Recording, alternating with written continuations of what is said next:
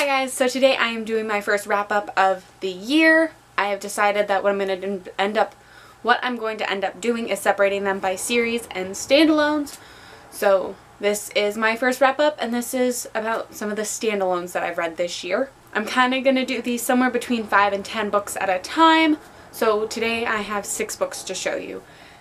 These are just in the order that they're stacked right here. The first book I have to show you is Milk and Honey by Ruby Carr. This is my second time reading this book. My friend read it, and that was what encouraged me to read it again. She did all the blue tabs. All of the little half arrows are mine.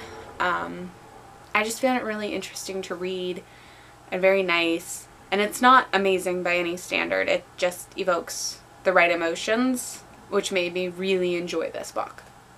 So, it's a poetry collection, separated into 4 parts. The hurting, the loving, the breaking, and the healing. The healing was what really, really spoke to me, just because of my history. So, I would suggest checking this out if you're at all interested, because some people don't really like it, but some people can really get some good stuff out of it. Next, I have An Anthology of Madness by Max Andrew Dubinsky. This is a collection of short stories and essays that he wrote having to do with time that he spent homeless, time that he spent traveling across the country, coming to terms with religion, and they're pretty much all related to religion in some way, shape, or form. I really like his writing. I enjoy reading it. I didn't get a lot out of this, but I definitely enjoyed the experience of reading it. Next, I have The Rescue by Nicholas Sparks. This is the first Nicholas Sparks book that I have read this year. I have a full video review for this. Both parts are out. I reviewed this while heavily intoxicated, and it was interesting. I really enjoyed reading this.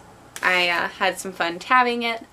This is the story of Travis and Denise. Denise has a son. She meets Travis when she gets into a car crash, and her son goes missing, and Travis helps find her son. And then from there they spark up a friendship and a romance, and it just follows along with every Nicholas Sparks book you've ever read.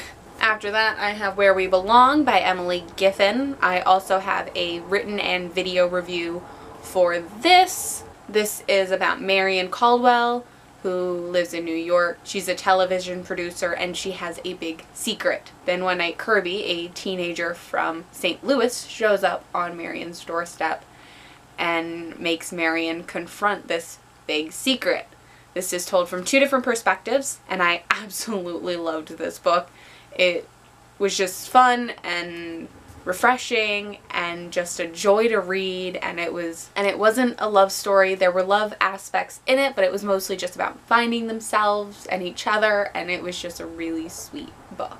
After that, I have First Comes Love, also by Emily Giffin. This is about 2 sisters, Meredith and Josie. Their older brother died 15 years prior to when this book takes place, and they are coming up on the 15th anniversary in a few months. Josie is a 1st grade teacher, and she lives with her best friend, and she goes on dates, and she's just about given up on love altogether.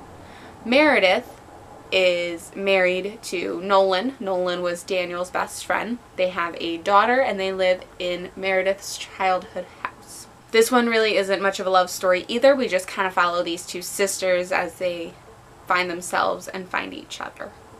And I enjoyed it. I really enjoyed it. And then the last book I have to show you is Tolkien's World, A Guide to the People and Places of Middle-earth by Gareth Hanrahan.